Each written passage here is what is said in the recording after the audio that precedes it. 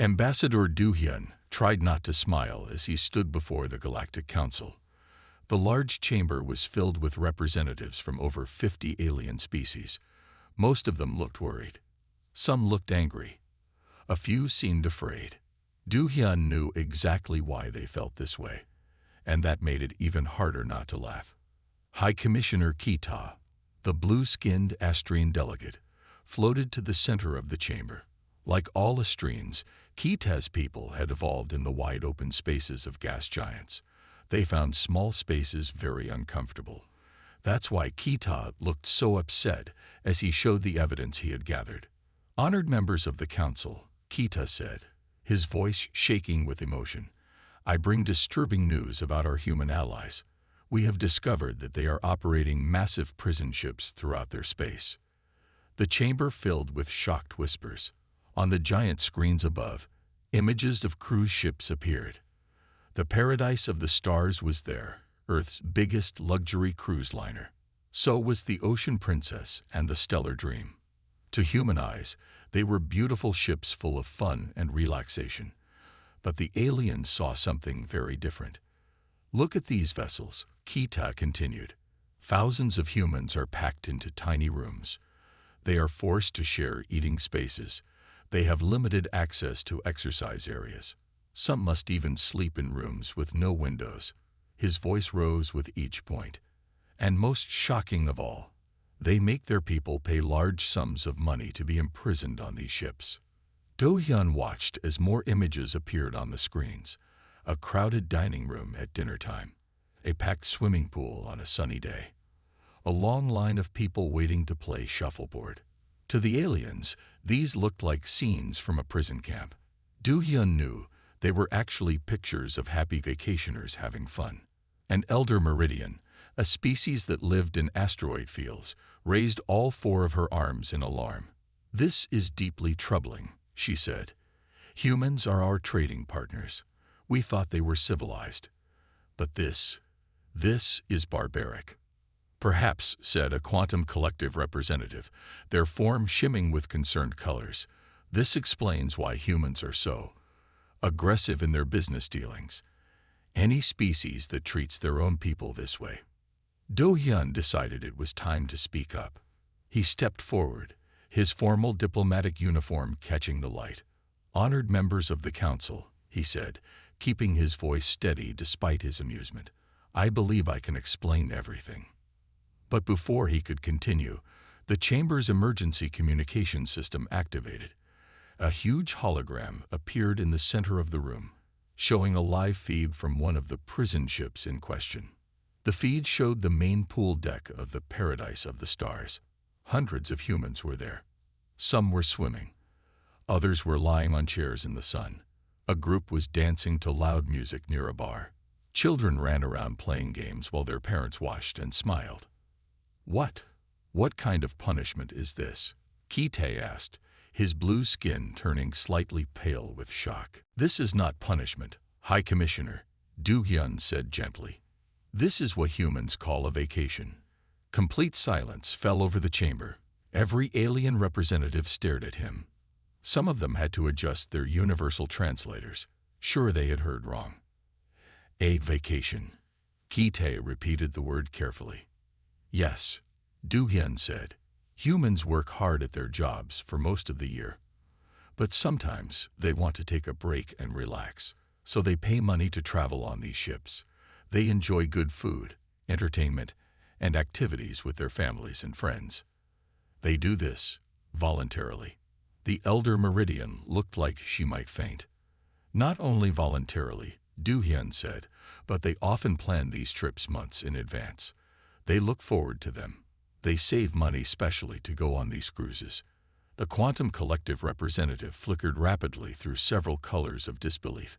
But the small rooms, the shared spaces, are part of the experience, Du Hyun explained. Humans find it fun to have everything they need in one place. They enjoy meeting new people in the shared spaces. They like trying different activities each day. The ships travel to interesting places where humans can explore new worlds or just enjoy floating in space. Keita floated closer to the screens, studying the images more carefully now. And these humans in the pictures, they are happy. Very happy, Du-hyun assured him. In fact, many of them will go home and immediately start planning their next cruise. A low murmur of conversation spread through the chamber as the alien representatives tried to process this information. Du-hyun could see them struggling with the concept. To species that evolved in vast open spaces, the idea of willingly confining oneself to a ship for fun was completely foreign. "I have a suggestion," Du-hyun said, seeing an opportunity. "Instead of just telling you about these ships, why don't I arrange for some of you to visit one? You can see for yourself what they're really like." The chamber erupted in excited discussion. Many representatives looked nervous about the idea, but others seemed curious. Keita, who had been so upset earlier, now looked thoughtful. "I volunteer to lead a research team," Keita said suddenly. "As the one who brought this matter to the council's attention, I feel I have a responsibility to investigate further." Do-hyun smiled warmly. "Excellent. I'll arrange everything. The Paradise of the Stars begins a new voyage next week. It's a special trip to celebrate Earth's ancient cultures. There will be traditional music, dancing, and food from all over our world." As the council session ended and the representatives filed out, many of them were still talking about the strange habits of humans. Do-hyun heard snippets of their conversations. "They pay to be confined. And they do this for fun. Humans are even more peculiar than we thought." Back in his office, Do-hyun sent a message to Earth's Department of Interstellar Tourism. The subject line read, "Opportunity for cultural exchange and profit." He smiled as he wrote about the council meeting and Keita's upcoming research trip. This misunderstanding could turn into something wonderful. After all, humans weren't just good at having fun. They were also excellent at turning fun into a business opportunity.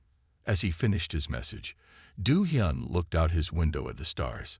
Somewhere out there, thousands of humans were happily imprisoning themselves on cruise ships, completely unaware that they had just created a diplomatic incident. And somehow, he suspected, this was going to make humanity's position in the galaxy even stronger. Because if there was one thing humans were really good at, it was showing other species how to have a good time. Han Byul checked her tablet one more time as she waited in the Spaceport's VIP lounge. The young xenoanthropologist had been chosen to guide the alien research team during their crude ship investigation. She watched through the large windows as the Paradise of the Stars sat in its dock, gleaming in the morning sunlight. "Impressive vessel," said a voice behind her. "Though I must admit, the thought of going inside makes me somewhat uncomfortable." Han Byul turned to see Nam-gil, the Austrian scientist who would be her main research partner for the next 2 weeks. Like all Austrians, he had blue skin that seemed to ripple slightly in the light. He floated a few inches off the ground, as walking on solid surfaces wasn't natural for his species. "Don't worry," Han Byul said with a friendly smile. "We've made special arrangements for you and the other researchers. Your cabin has been modified with anti-gravity generators to make you feel more at home." Nam-gil's expression brightened slightly. "That is most considerate. Though I still don't understand why humans choose to do this. According to our preliminary research, some of these crude ships are smaller than a standard Austrian personal transport." Before Han Byul could answer, an announcement echoed through the lounge. "Attention all passengers for the Paradise of the Stars. VIP boarding will begin in 5 minutes." The next hour was busy as Han Byul helped Nam-gil and the other alien researchers through the boarding process. There were 12 of them in total, representing different species from the Galactic Council. Each one had a different reaction to the ship. The Meridian Elder needed help understanding why she couldn't bring her personal asteroid field generator on board. The Quantum Collective representative kept changing colors rapidly as they tried to process the concept of luggage weight limits.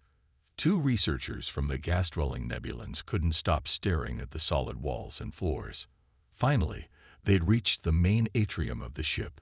The alien researchers gasped as they looked up at the 15-deck high space, filled with shops, restaurants, and entertainment venues.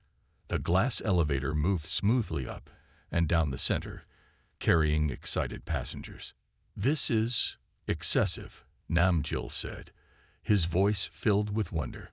"All this space dedicated to non-essential activities." "That's the whole point," Han Biol explained. "On a cruise, everything is about enjoying yourself. Would you like to see the pool deck first, or should we check out your cabins?" "There's a pool," one of the Nebulans asked.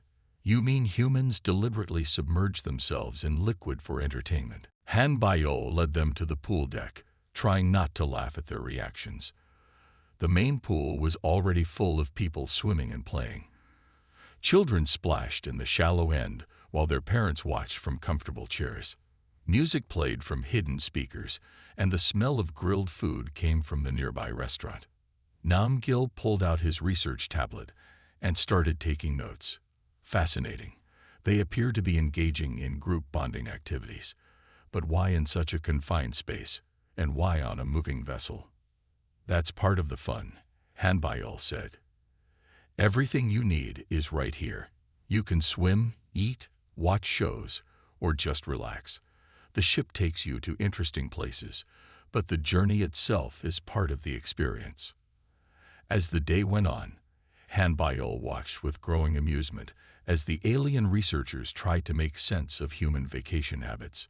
They were particularly confused by the concept of the buffet restaurant. "You mean humans can eat as much food as they want?" Namgil asked, watching passengers fill their plates. "And they don't have to complete any tasks to earn it. Only the task of paying for their ticket," Han Biol said. "Would you like to try some food?" The alien researchers had been given special dietary accommodations, and soon they were all sitting at a large table, sampling Earth cuisine. Namgil discovered he had a particular fondness for ice cream, though he couldn't understand why humans would want to eat frozen food for pleasure. That evening, Han Biol organized a special tour of the ship's entertainment venues. The aliens watched in fascination as humans participated in karaoke, danced in the nightclub, and played games in the casino. "They're so energetic," Namgil observed. "Even after a full day of activities, they continue to seek out more experiences." "Humans like to make the most of their vacation time," Han Biol explained. "Most people only get a few weeks off work each year, so they want to try everything while they're here." The next morning, Namgil called an emergency meeting of the research team. Han Biol found them all gathered in one of the ship's conference rooms, looking serious. "We have made a significant discovery," Namgil announced. "These vessels are not merely transportation or living quarters. They are highly sophisticated social experiment chambers." Han Biol tried not to smile as Namgil continued his presentation. "Look at the evidence," he said, displaying his notes. "Humans are placed in an enclosed environment with limited space but abundant resources. They are encouraged to interact with strangers, try new experiences, and participate in group activities. It's brilliant." "But they pay for this?" one of the Nebulans asked. "They volunteer." "Exactly," Namgil said excitedly. "That's what makes it so fascinating. Humans have turned social experimentation into a recreational activity." Han Biol decided not to correct their interpretation. After all, they weren't entirely wrong. Cruise ships were a kind of social experiment, one that humans had perfected over centuries of trial and error. As the day went on, she noticed something interesting. The alien researchers were starting to relax. Namgil tried the swimming pool, with special permission and safety equipment. The Meridian Elder discovered she enjoyed watching the sunset from the observation deck. Even the Quantum Collective representative joined a dance class, though their glowing form confused the instructor somewhat. That night, as Han Biol wrote her own report, she smiled to herself. The aliens might not fully understand why humans enjoyed cruise ships, but they were starting to experience the magic for themselves. Sometimes, she thought, you don't need to understand something to enjoy it. She looked out her cabin window at the stars streaming past. Somewhere out there, Ambassador Duhyun was probably reading the early reports from the research team. She could imagine him laughing at Namgil's social experiment chamber theory. But maybe that's what made humans special in the galaxy. They didn't just explore space. They found ways to make it fun. And now, whether they meant to or not, they were teaching other species how to have fun too.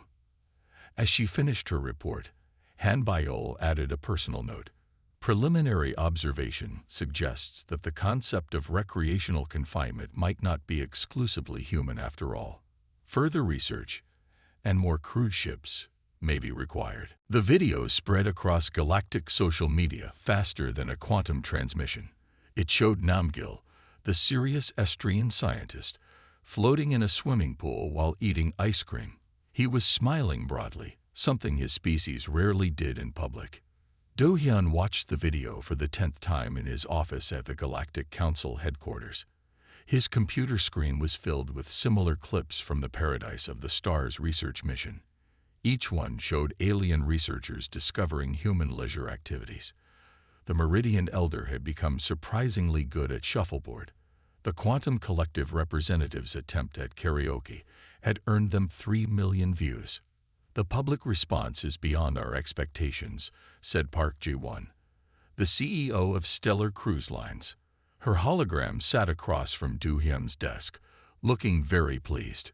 We've received inquiries from 17 different species about possible cruise bookings. Any safety concerns? Do-hyun asked, remembering how nervous some species had been about enclosed spaces. Our engineers are already working on solutions, Jae-won said. We're designing ships with special sections for each species. Gas-dwelling beings will have their own decks with appropriate atmospheres. The Meridians can have rooms with artificial asteroid fields. Do-hyun nodded approvingly. And what about the entertainment options? That's where it gets interesting, Jae-won said, her eyes bright with excitement. The alien researchers didn't just study our activities. They came up with new ideas. Namgil suggested combining zero-gravity chambers with our water parks. The Quantum Collective representative proposed meditation sessions where beings of different species share their experiences of time and space. As they talked, Do-hyun's computer chimed with a new message. It was from Han Biol, containing her final report on the research mission. He opened it and began to read aloud for Jae-won to hear. The most significant discovery, Han Biol had written, is that the desire for recreational activities appears to be universal. While different species have varying comfort levels with enclosed spaces, they all show interest in new experiences and social interactions. The cruise ship format, with its combination of accommodation, entertainment, and travel, provides a unique opportunity for interspecies cultural exchange. She's right, Jae-won said thoughtfully. We're not just running a cruise line anymore. We're creating a floating cultural center. The next few weeks were very busy. Do-hyun spent most of his time in meetings with representatives from different species, answering questions about human leisure concepts. Some of the questions made him laugh. Do all humans know how to swim, or only the professional ones? Is it true that you have rooms just for sleeping? Why do humans stand in lines when they could just fight for what they want? Meanwhile, Jae-won's company was working hard to design the galaxy's first interspecies cruise ship. They named it the Cosmic Harmony, and its design was unlike anything humans had built before. The ship was 3 times larger than the Paradise of the Stars. It had separate environmental zones for different species, connected by special transition areas. The restaurants could serve food from 50 different worlds. The entertainment venues were designed to accommodate beings of all sizes and forms. On the day of the Cosmic Harmony's first voyage, Do-hyun stood in the main atrium with Jae-won, watching the passengers board. Human families mixed with Estrian floating clusters. Meridian groups moved carefully among nebulan wisps. The Quantum Collective had sent an entire research team to document the experience. Look who's here, Jae-won said, pointing to a familiar blue figure. Namgil floated toward them, wearing what appeared to be a human Hawaiian shirt adapted for his body type. Ambassador CEO Park. He greeted them formally, but with a warm smile. I could not miss this historic occasion. How are you enjoying your new role? Du-hyun asked. After the research mission, Nam-gil had been appointed as the chief cultural liaison for interspecies leisure activities. "It is the most fascinating work I have ever done," Nam-gil said. "Did you know that the Meridians have developed their own version of volleyball? They play it in zero gravity with miniature asteroids." Just then, the ship's announcement system activated. "Welcome aboard the Cosmic Harmony. Our first interspecies cruise will begin in 30 minutes. All passengers, please proceed to your environmental zones for safety briefings.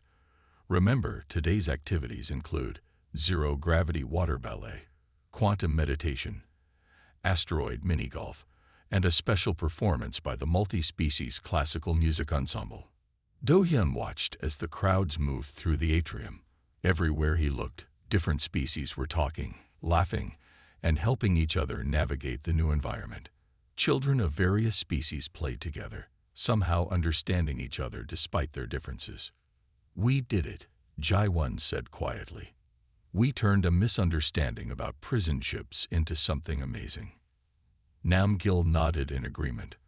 "My initial report to the Galactic Council called human cruise ships confined spaces of enforced recreation.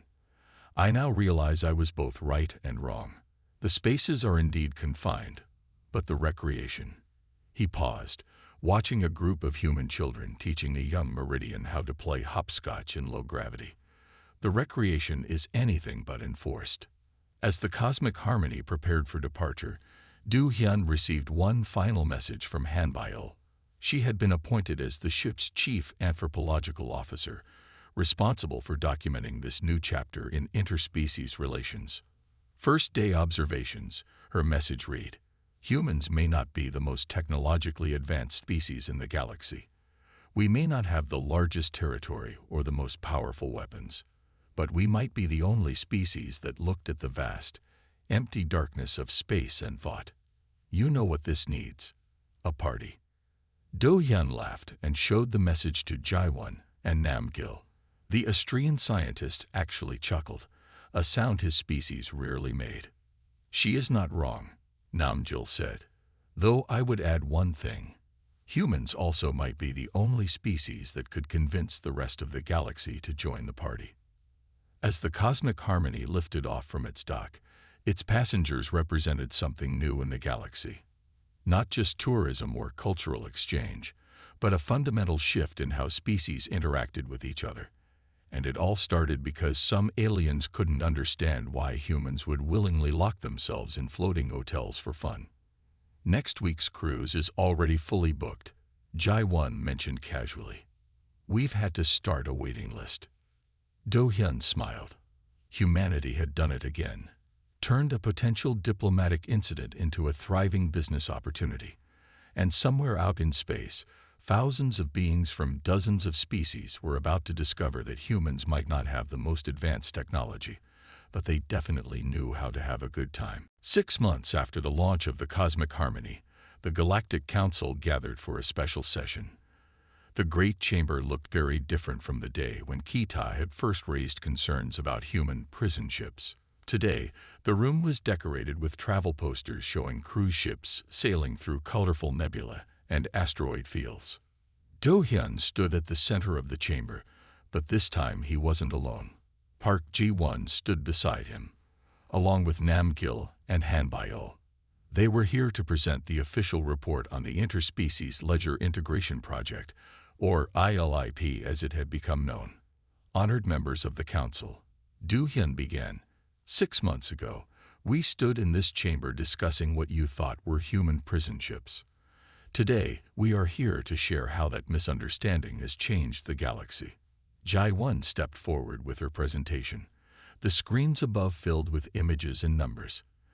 In the past 6 months, our interspecies cruise program has served over 1 million passengers from 57 different species. Customer satisfaction rates are at 98%, with many passengers booking return trips before they even finish their first cruise. The chamber filled with impressed murmurs. Even Kita, who had started all this with his concerns, was nodding approvingly. Nam-gil spoke next, his blue form floating slightly higher than usual with excitement. The cultural benefits have been even more impressive than the financial ones. We have documented over 300 new forms of interspecies games and activities that developed naturally during these cruises. He showed a video of a new sport that had become popular on the ships. It combined human swimming, astrine floating techniques, and meridian asteroid manipulation into something that looked like underwater zero-gravity volleyball played with glowing energy balls. "We call it Cosmic Splash," Namgil explained. It was invented by a group of children from 5 different species who were trying to find a game they could all play together. Han Byul stepped forward to share her research findings. "What we've discovered is that the desire for leisure and social interaction truly is universal. Each species simply needed to find their own way to express it. The cruise ship format provides a safe, controlled environment for this exploration." She showed more images. A nebulan teaching a human family how to shape gas clouds into art. A quantum collective member leading a meditation session where participants could experience different perceptions of time. A group of Meridian elders learning to play shuffleboard with specially designed magnetic pucks. But the most significant development, Han Byul continued, has been in interspecies understanding. When beings vacation together, they learn about each other in ways that formal diplomatic meetings could never achieve. Du Hyun took over again. "We are here today to propose making the Interspecies Leisure Integration Project a formal part of galactic cooperation efforts. We want to build more ships, create more programs, and expand these opportunities to every corner of the galaxy." The council members began to discuss the proposal, but something was different from their usual serious debates. Many of them were smiling. Some were even sharing their own cruise experiences. "My children haven't stopped talking about the zero-gravity water park," one Astrine representative said. "The human concept of a spa day has revolutionized our stress management techniques," a Meridian elder added. "We have incorporated their movie night concept into our collective consciousness sharing," the quantum collective representative shimmered happily. As the council voted unanimously to approve the proposal, Du Hyun couldn't help but think about how far they had come. What started as a misunderstanding about prison ships had turned into one of the most successful diplomatic initiatives in galactic history. After the session, the team gathered in Du Hyun's office to celebrate. They had brought food from the Cosmic Harmony's kitchens, everything from human ice cream to astrine gas clouds that could be sipped like soup. "Did you ever imagine it would turn out like this?" Jae-won asked, watching Namgil try to teach a floating card trick to a junior diplomat. "Actually, I did," Du Hyun said with a smile. "Humans have always been good at 2 things: having fun and sharing that fun with others. We just needed the right opportunity to show the galaxy." Han Byul was looking at her latest research data. "You know what's interesting? Other species are starting to develop their own ledger concepts based on the human model. The Astrines are designing floating meditation retreats. The Meridians are planning asteroid field adventure parks. And the Quantum Collective?" Namgil asked, finishing his card trick with a flourish. "They're working on something they call time tourism," Han Byul said, "though they're having trouble explaining it in terms other species can understand." Just then, Du Hyun's computer chimed with an urgent message. It was from the Cosmic Harmony, which was currently on a 3-week cruise through the Orion Nebula. The ship's captain reported that a group of passengers had invented a new form of entertainment, zero-gravity synchronized swimming, combined with quantum physics demonstrations and asteroid juggling.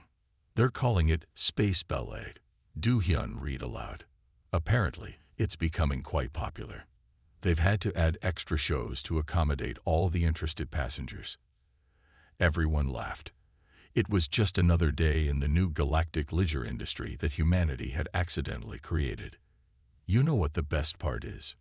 Jae-won said, looking out at the stars through Du Hyun's office window.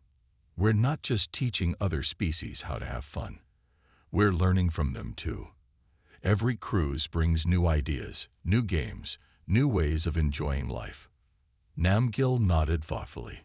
"Perhaps that is what makes humans special in the galaxy. Not your technology or your military strength, but your ability to turn anything, even a diplomatic misunderstanding, into an opportunity for joy. As they continued their celebration, somewhere out in space, the cosmic harmony sailed on. In its various environmental zones, beings from dozens of worlds were discovering the simple pleasure of taking a vacation. Some were learning to swim. Others were trying karaoke for the first time. A few were probably inventing entirely new forms of entertainment. And in the ship's main atrium, a new sign had been put up. Written in every galactic language, it said, "Welcome aboard. Leave your worries behind and your mind open. You're about to discover why humans believe that sometimes the best way to explore the universe is to simply relax and enjoy the ride."